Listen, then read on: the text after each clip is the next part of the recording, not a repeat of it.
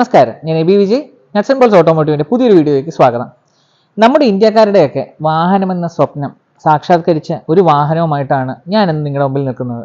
നമുക്കെല്ലാവർക്കും അറിയാവുന്ന, നമുക്കെല്ലാവർക്കും പ്രിയപ്പെട്ട ഓൾട്ടോ K10.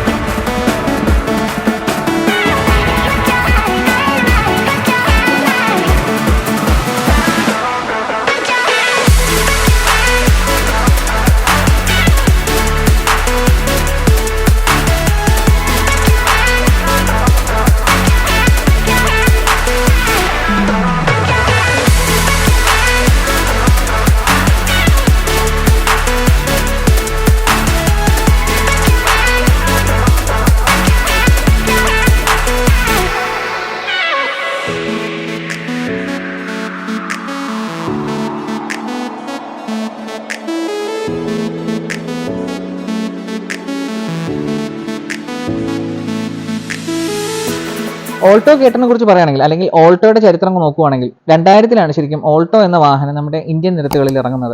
അത് അന്ന് ഇറങ്ങുമ്പോൾ 800 cc ഒരു വാഹനമായിട്ടാണ് ഇറങ്ങിയത്. അതേ സമയത്ത് തന്നെ എൻ്റെ ഓർമ്മ ശരിയാണെങ്കിൽ നമ്മുടെ അന്നത്തെ കാലത്ത് വാഗണാറിൽ വന്നിരുന്ന ഒരു 1.1 ലിറ്റർ എഞ്ചിൻ കൂടി വെച്ചിട്ട് നമ്മുടെ അന്നത്തെ കാലത്ത് ഒരു ഓൾട്ടോ ഇറങ്ങിയിട്ടുണ്ടായിരുന്നു. അത് VX എന്ന് പറഞ്ഞൊരു വേരിയൻ്റ് ആണ്. VX എന്ന് പറഞ്ഞൊരു വേരിയൻ്റ് ആണെന്ന് തോന്നുന്നു അന്ന് ഇറങ്ങിയിരുന്നത്. അത് അത്യാവശ്യം വേണ്ട എല്ലാ ഫീച്ചേഴ്സും വരുന്നുണ്ട്. കാര്യം സാധാരണ ഇതിൽ ഓൾട്ടോയിൽ നമ്മുടെ ഈ പറഞ്ഞ പോലെ പവർ വിൻഡോയും കാര്യങ്ങളൊന്നും അന്ന് വരുന്നില്ലായിരുന്നു. പക്ഷേ അന്നത്തെ കാലത്ത് മാരുതി ഈ പറഞ്ഞ പോലെ 1.1 ലിറ്റർ എഞ്ചിൻ വരുന്ന ആ ഒരു വാഹനത്തിന് ഫ്രണ്ട് ടൂഡർ പവർ വിൻഡോ ഒക്കെ വെച്ച് ഇറക്കിയ ഒരു വണ്ടി ഞാൻ കണ്ടിട്ടുണ്ട്. കാര്യം ബാക്കിൽ വൈപ്പറും ഡീഫോഗറൊക്കെ ഉള്ള ഒരു വണ്ടി ഞാൻ ഇപ്പോഴും ഓർക്കുന്നുണ്ട്. അപ്പോൾ ശരിക്കും പറഞ്ഞു കഴിഞ്ഞാൽ നമ്മുടെ സാധാരണക്കാരുടെ ആ ഒരു ബഡ്ജറ്റിന് ഇണങ്ങുന്ന ആ ഒരു രീതിയിലുള്ള ഒരു വാഹനമാണ് ശരിക്കും അന്നത്തെ കാലത്ത് നമ്മുടെ മാരുതി നമുക്ക് വേണ്ടി സമ്മാനിച്ച ഒരു വാഹനം എന്ന് പറയുന്ന ഓൾട്ടോ. അപ്പോൾ ഓൾട്ടോയുടെ ചരിത്രം നമുക്ക് ഈ പറഞ്ഞ പോലെ അത് പറയാൻ പറ്റാത്ത അത്രയുണ്ട്. കാര്യം ഒരുപാട് മോഡൽസ് ആണ്. കാര്യം ഓൾട്ടോ വന്നിട്ടുണ്ട്, ഓൾട്ടോ K10 വന്നിട്ടുണ്ട്, ഓൾട്ടോ 800 വന്നിട്ടുണ്ട്.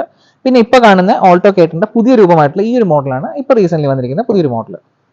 ശരിക്കും ഓൾട്ടോ K10 എന്ന് പറയുന്നത് ശരിക്കും K10 സീരീസിലുള്ള ഒരു എഞ്ചിൻ, അതായത് 1 ലിറ്റർ വരുന്ന ഒരു പെട്രോൾ എഞ്ചിനാണ്. അതും 3 സിലിണ്ടർ വരുന്ന ഒരു പെട്രോൾ എഞ്ചിനാണ് ഈ ഒരു വെഹിക്കിളിന് വരുന്നത്. അതുകൊണ്ടാണ് ഓൾട്ടോ K10 എന്നുള്ള പേര് ഇതിന് വന്നിരിക്കുന്നത്. പിന്നെ നമ്മുടെ പഴയ ഓൾട്ടോ എന്തുകൊണ്ട് മാറി എന്ന് ചോദിക്കുമ്പോൾ ശരിക്കും നല്ലൊരു മാറ്റങ്ങളാണ് ഈ ഒരു വെഹിക്കിളിനകത്ത് വന്നിരിക്കുന്നത്. കാര്യം പൊക്കത്തിലാണെങ്കിലും അതുപോലെ തന്നെ നമുക്ക് ആ ഒരു ഫുഡ് ഏരിയ, അതായത് ഫുഡ് ലെഗ് സ്പേസ് ആണെങ്കിലും ഇങ്ങനെയുള്ള കാര്യങ്ങളൊക്കെ ഈ ഒരു വാഹനത്തിനകത്ത് പഴയ ഓൾട്ടോ ആയിട്ട് കമ്പയർ ചെയ്യുമ്പോൾ നമുക്ക് കൂടുതലാണ്. അതുപോലെ തന്നെ ഇറങ്ങുവാനും കയറുവാനും ഒക്കെ ഉള്ള ആ ഒരു ബുദ്ധിമുട്ട് നമുക്ക് പഴയ ഓൾട്ടോയിൽ ഉണ്ടായിരുന്നു. ആ പ്രശ്നങ്ങളൊക്കെ ശരിക്കും ഈ ഒരു പുതിയ വാഹനത്തിനകത്ത് അപ്ഡേറ്റ് ആയിട്ടുണ്ട്. വാഹനത്തിന് സ്റ്റാൻഡേർഡ് എന്ന് പറഞ്ഞൊരു വേരിയൻ്റ് തൊട്ടാണ് സ്റ്റാർട്ട് ചെയ്യുന്നത്. Standard, LXi, VXi, VXi+.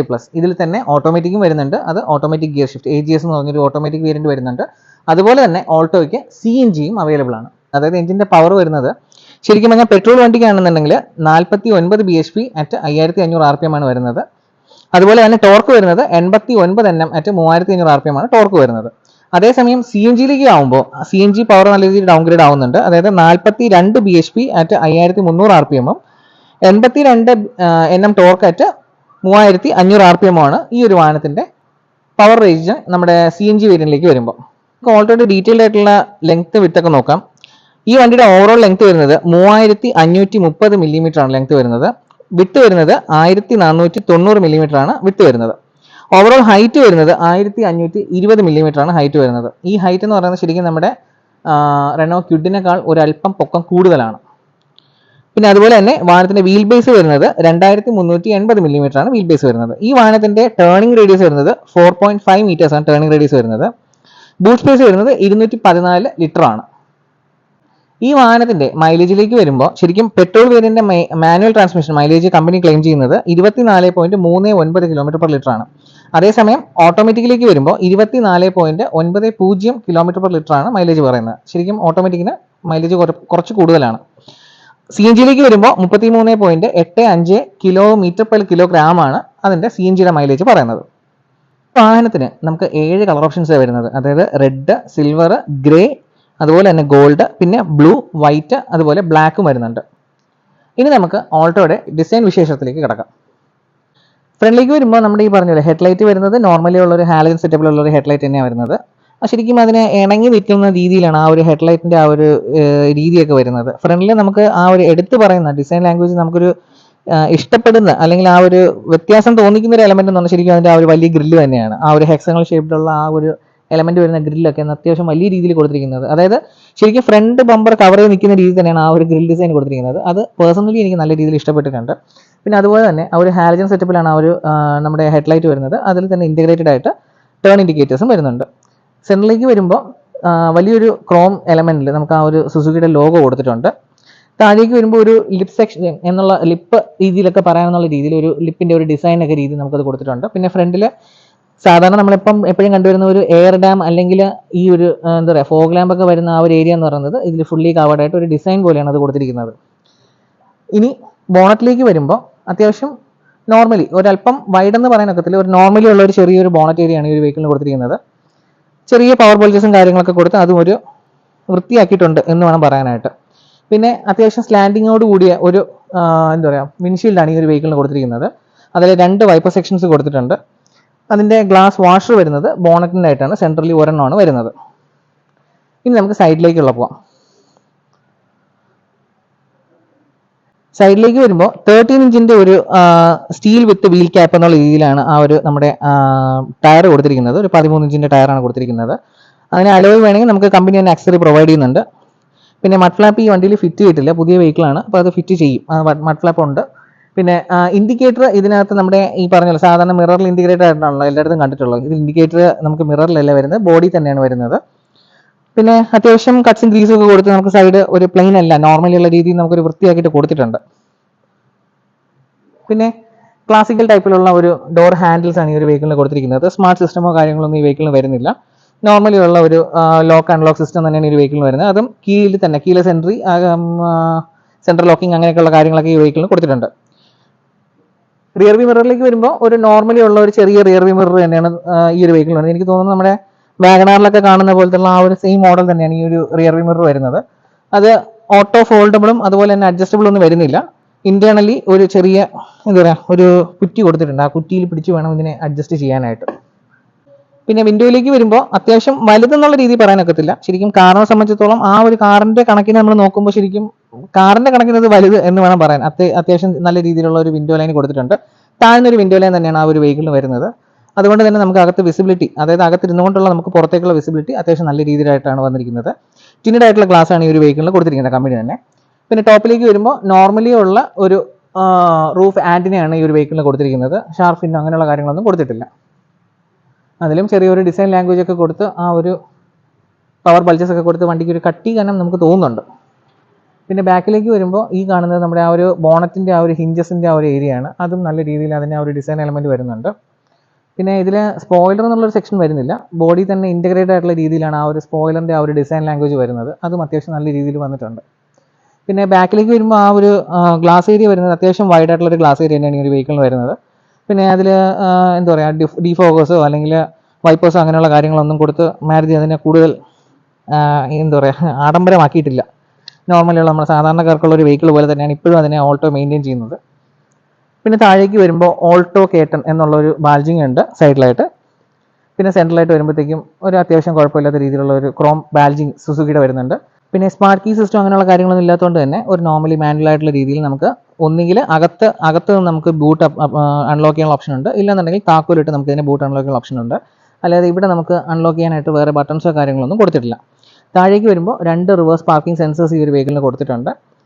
പിന്നെ അത്യാവശ്യം കുഴപ്പമില്ലാത്ത രീതിയിൽ, അതായത് ആ ഫ്രണ്ടിലത്തെ ആ ഒരു ഡിസൈൻ ലാംഗ്വേജ് ഓർപ്പിക്കുന്ന രീതിയിൽ തന്നെയാണ് ബാക്കിലും ആ ഒരു ബമ്പറിൻ്റെ ഡിസൈൻ വരുന്നത്.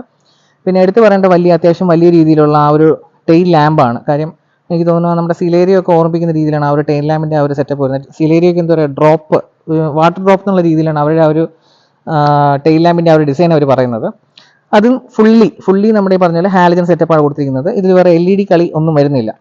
ടോപ്പിലേക്ക് വരുമ്പോൾ ഇവിടെയാണ് നമ്മുടെ സ്റ്റോപ്പ് ലാമ്പ് മൗണ്ട് ചെയ്തിരിക്കുന്നത്. പിന്നെ റിഫ്ലക്റ്റേഴ്സ് വേറെ അഡീഷണൽ ആയിട്ട് കൊടുത്തിട്ടില്ല. അതും ഈ പറഞ്ഞ പോലെ ഈ ഒരു ലാമ്പിനകത്ത് തന്നെ ഇൻറ്റഗ്രേറ്റ് ആണ് റിഫ്ലക്റ്റേഴ്സ് കൊടുത്തിരിക്കുന്നത്. ഇനി നമുക്ക് ബൂട്ട് തുറന്ന് കാണാം. ബൂട്ട് ഒന്നെങ്കിൽ താക്കോലിടണം, അല്ലെങ്കിൽ നമുക്ക് അകത്തുനിന്നേ തുറക്കാനൊക്കത്തുള്ളൂ.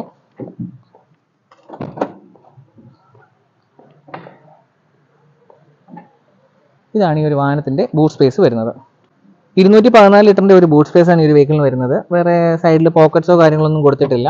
പിന്നെ വേറൊരു പ്രത്യേക റൂം ലാമ്പോ കാര്യങ്ങളൊന്നും ബൂട്ടിന് വരുന്നില്ല. ഈ ഭാഗത്തായിട്ടാണ് നമ്മുടെ ആ ഒരു സ്പെയർ ടയറിൻ്റെ സെറ്റപ്പ് വരുന്നത്. പിന്നെ അതുപോലെ തന്നെ ഈ വാഹനത്തിൽ ഞാൻ പറഞ്ഞതിൽ ഒരു CNG വേരിയൻ്റ് കൂടെ വരുന്നുണ്ട്. അപ്പോൾ CNG വേരിയൻ്റ് വരുമ്പോൾ ഈ ഒരു സ്പേസ് എന്ന് പറഞ്ഞാൽ നമ്മുടെ CNGയുടെ ടാങ്ക് കാര്യങ്ങളൊക്കെ ഫില്ല് ചെയ്യാനായിട്ട് ആ ഒരു ഭാഗം വരുന്നുണ്ട്. പിന്നെ ഇതിൽ റിയർ പാർസൽ ട്രേ എന്ന് പറയുന്നത് അഡീഷണൽ ആണ്. അത് ആക്സസറി അല്ല, അഡീഷണൽ ആണ്. പക്ഷേ ഇപ്പോൾ ഈ വണ്ടിയിൽ ഫിക്സ് ചെയ്തിട്ടില്ല. പക്ഷേ റിയർ പാർസൽ ട്രേ വരുന്ന വെഹിക്കിളാണ്. പിന്നെ നോർമലി ഉള്ള ഒരു സീറ്റ് ഫോൾഡിംഗ് ആണ് ഈ ഒരു വെഹിക്കിളിന് വരുന്നത്. 60/40 അല്ല, നോർമലി ഉള്ള സീറ്റ് ഫോൾഡിംഗ് ആണ് ഈ ഒരു വെഹിക്കിളിന് വരുന്നത്. ഇനി നമുക്ക് വണ്ടിയുടെ ഇന്റീരിയർ വിശേഷങ്ങളിലേക്ക് കിടക്കാം.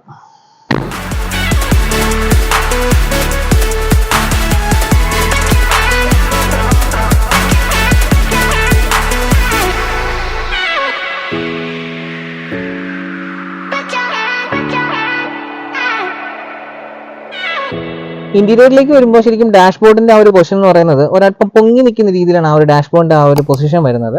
ഒരു ടെക്സ്റ്റേർഡ് ആയിട്ടുള്ള ഒരു ബ്ലാക്ക് ഫിനിഷിലാണ് ആ ഒരു ഡാഷ്ബോർഡിന്റെ ഡിസൈൻ വരുന്നത്. ഈ വാഹനം 2 എയർ ബാഗ് വരുന്ന മോഡൽ, അതായത് 2 എയർ ബാഗ് ഇതിന്റെ ബേസ് വേരിയന്റ് തൊട്ടേ വരുന്നവരാണ്. അതായത് സ്റ്റാൻഡേർഡ് ഫിറ്റ്മെന്റ് ആണ് ABS എയർ ബാഗ് എന്ന് പറയുന്നത്.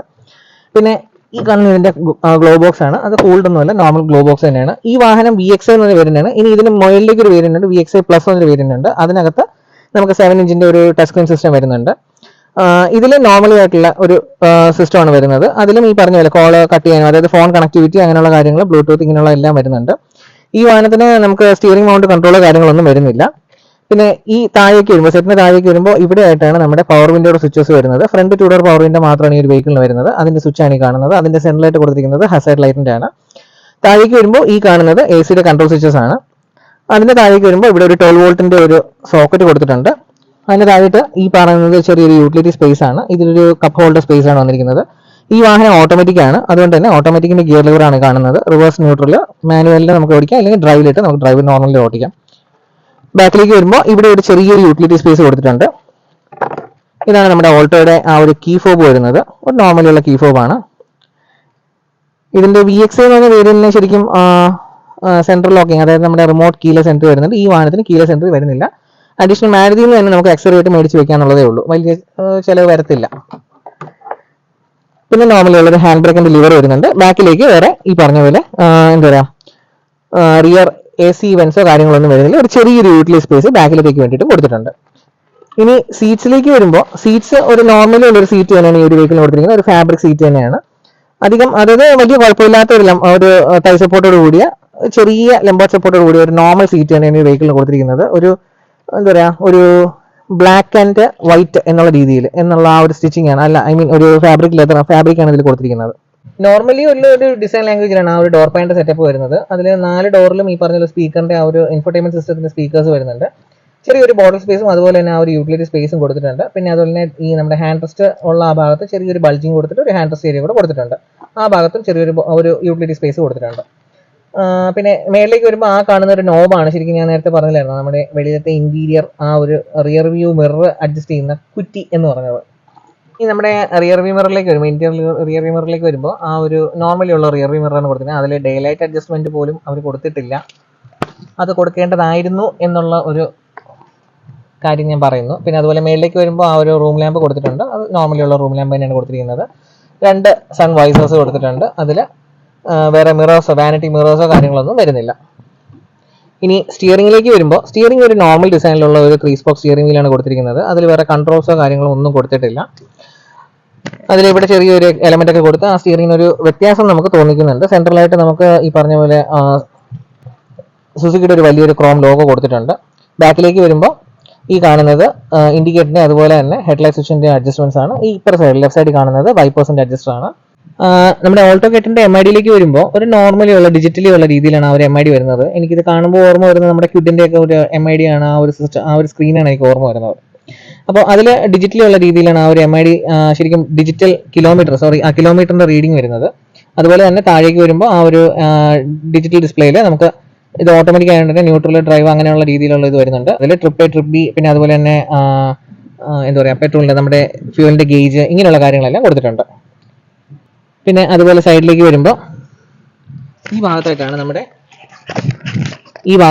നമ്മുടെ ഇതിന്റെ ഹെഡ്ലൈറ്റിന്റെ അഡ്ജസ്റ്റർ വരുന്നത്. പിന്നെ ഡ്രൈവർ സൈഡ് ഡോർ പാഡ് നമ്മുടെ ഈ പറഞ്ഞ പോലെ പാസഞ്ചർ സൈഡ് ഡോർ പാഡ് പോലെ തന്നെ ആ ഒരു നോർമലി ഉള്ള ഒരു ഡോർ പാഡ് തന്നെയാണ് ഈ ഒരു വെഹിക്കിളിൽ വരുന്നത്. ബാക്കിലേക്ക് വരുമ്പോൾ ശരിക്കും ബാക്കിൽ എടുത്തു പറയണം, നമ്മുടെ പഴയ ഓൾട്ടോയിൽ നിന്നും വ്യത്യാസം എന്ന് പറയേണ്ട ഒരേ ഒരു മെയിൻ ഫാക്ടർ എന്ന് പറയുന്നത് ഈ ഒരു സ്പേസും അതുപോലെ തന്നെ ആ ഒരു പൊക്കവുമാണ്. കാര്യം ആ ഒരു സ്പേസ് എന്ന് പറയുന്നത് നമ്മുടെ പഴയ ഓൾട്ടോയിലൊക്കെ കയറാനും ഇറങ്ങാനും ഒക്കെ ഈ പ്രായമായവർക്കൊക്കെ ഒരു അല്പം ബുദ്ധിമുട്ട് തന്നെയാണ്, ഇല്ലെന്ന് നമുക്ക് ഒരിക്കലും പറയാനൊക്കത്തില്ല. പിന്നെ ലെഗ് റൂം ഏരിയ വരുന്ന അത്യാവശ്യം കണ്ടായിരുന്നല്ലോ. ഈ ഡ്രൈവർ സീറ്റ് എന്ന് പറയുന്നത് എൻ്റെ ആ ഒരു അഡ്ജസ്റ്റ്മെന്റ് ഞാൻ ഇട്ടിരിക്കുകയാണ്. ഇത് ഫുള്ളായിട്ട് ഇപ്പം ഞാൻ നീക്കി അങ്ങ് ഇട്ടിരിക്കുകയാണ്. അത്യാവശ്യം നല്ല രീതിയിലുള്ള ഒരു ലെഗ് റൂം ഏരിയ തന്നെ നമ്മുടെ ഓൾട്ടോയ്ക്കകത്ത് വരുന്നുണ്ട്. അതുപോലെ തന്നെ ടോൾ പാസഞ്ചേഴ്സ് ആണെങ്കിലും അധികം തല തട്ടാത്ത രീതിയിലുള്ള ആ ഒരു ഹെഡ് റൂം ഏരിയ നമുക്ക് ഈ ഒരു വെഹിക്കിളിനകത്ത് കിട്ടുന്നുണ്ട്. പിന്നെ ബാക്കിലേക്ക് വരുമ്പോൾ സീറ്റ് എന്ന് പറയുന്നത് ഒരു ആവറേജ് തൈ സപ്പോർട്ടുള്ള സീറ്റ് തന്നെയാണ്. സെൻട്രൽ ടണലിൽ ഒരു അല്പം പൊങ്ങിയാണ് നിൽക്കുന്നത്. പിന്നെ സീറ്റിലേക്ക് വരുമ്പോഴത്തേക്ക് പറഞ്ഞില്ല, അതും നമ്മുടെ ഫ്രണ്ട് സീറ്റ് കണ്ടതുപോലെ തന്നെ ഒരു ബ്ലാക്ക് ആൻഡ് ബീജ് എന്നുള്ള രീതിയിലാണ് ആ ഒരു സീറ്റിന്റെ ഒരു ഡിസൈൻ ലാംഗ്വേജ് വരുന്നത്.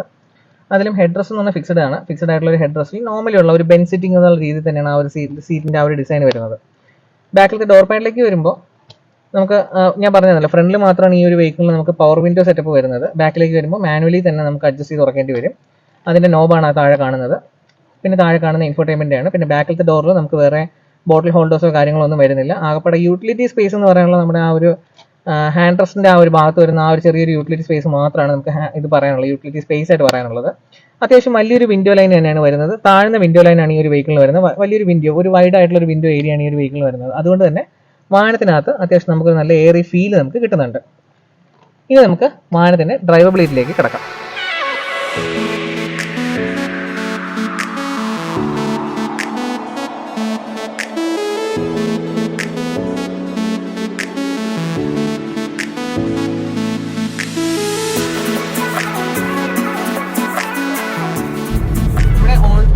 ഡ്രൈവബിലിറ്റിയിലേക്ക് വരുമ്പോൾ ശരിക്കും പഴയ ഓൾട്ടോയിൽ നിന്ന് നമുക്ക് ആ ഒരു എന്താ പറയുക, പഴയ ഓൾട്ടോയിൽ അല്പം ഒരു ക്രാംഡ് ആയിട്ടുള്ള ഒരു ഫീലാണ് നമുക്ക് തോന്നുന്നത്. പക്ഷേ അതേസമയം നമുക്ക് പുതിയ ഓൾട്ടോ കേട്ടിലേക്ക് വരുമ്പോൾ ശരിക്കും ആ ഒരു സ്പേസിന്റെ ആ ഒരു മികവ് നമുക്ക് അറിയാനായിട്ട് പറ്റുന്നുണ്ട്. അത് തന്നെയാണ് ഇതിനകത്ത് എടുത്തു പറയേണ്ട ഒരു മെയിൻ ഫാക്ട് എന്ന് പറയുന്നത്.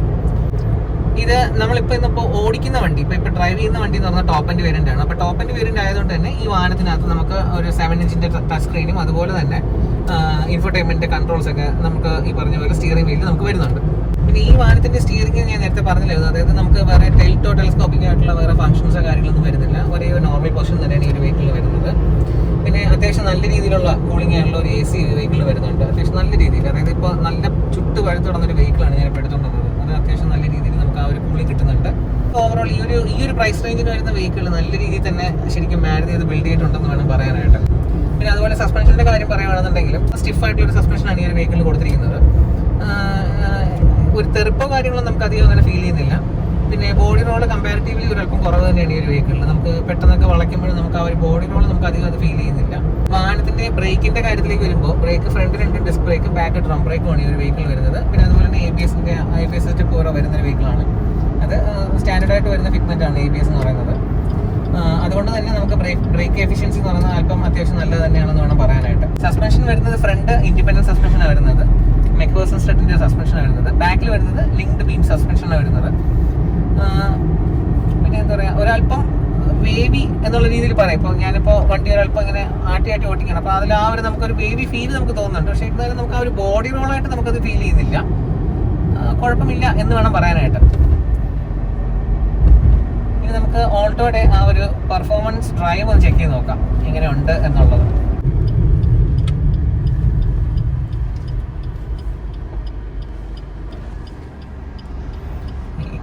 AC ഓഫ് ചെയ്യണം.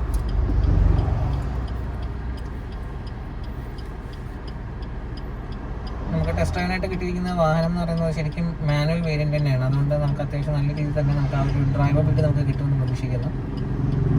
നമുക്ക് എടുത്ത് നോക്കാം.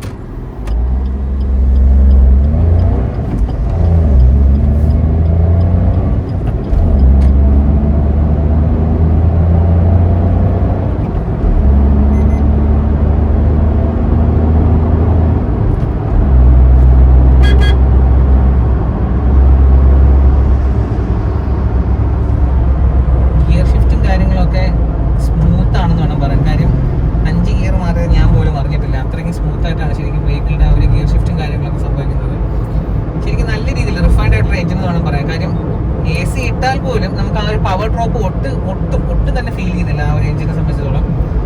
നല്ല രീതിയിലുള്ള ഒരു നല്ലൊരു പവർ ഡെലിവറി ആണ്. ലീനിയർ എന്ന് ഒരിക്കലും പറയാനൊക്കത്തില്ല, കാര്യം നല്ല പെർഫോമൻസ് ആയിരുന്നു ഈ ഒരു ഡ്രൈവ് നമുക്ക് വെഹിക്കിളിൽ കിട്ടുന്നത്. എനിവേ അടിപൊളി ഡ്രൈവ് തന്നെയായിരുന്നു. കാര്യം ഒരു കുഞ്ഞു കാറിനെ സംബന്ധിച്ചാൽ നമ്മളെ പവർ ഫിഗേഴ്സ് എന്ന് പറഞ്ഞാൽ നമ്മളെ പേപ്പറിൽ കാണുന്ന പവർ ഫിഗേഴ്സ് അല്ല ശരിക്കും നമ്മളെ എന്താ പറയുക വണ്ടി ഓടിക്കുമ്പോൾ നമുക്ക് കിട്ടുന്ന ആ ഒരു ഫീൽ എന്ന് പറയുന്നത്. എനിക്ക് നല്ലൊരു ഡ്രൈവ് തന്നെയായിരുന്നു ഈ ഒരു വെഹിക്കിൾ വരുന്നത്. എനിക്കൊരു ഏജീസിനേക്കാൾ ഒരുവിധം നമുക്ക് പെർഫോമൻസിലായിട്ട് ഓടിക്കണമെന്നുണ്ടെങ്കിൽ മാനുവൽ തന്നെയാണ് ബെറ്റർ എന്നാണ് എൻ്റെ ഒരു പേഴ്സണൽ ഒപ്പീനിയൻ എന്ന് പറയുന്നത്. അപ്പോൾ ഇനി നമുക്ക് വാഹനത്തിൻ്റെ എൻജിൻ ബേ ഒന്ന് കാണാം.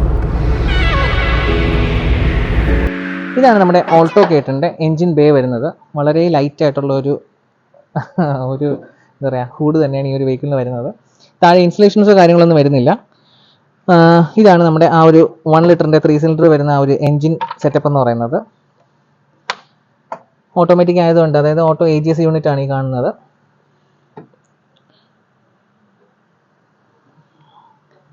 ഓക്കെ, പ്രത്യേകിച്ച് ഇനി വേറൊന്നും പറയാനില്ല.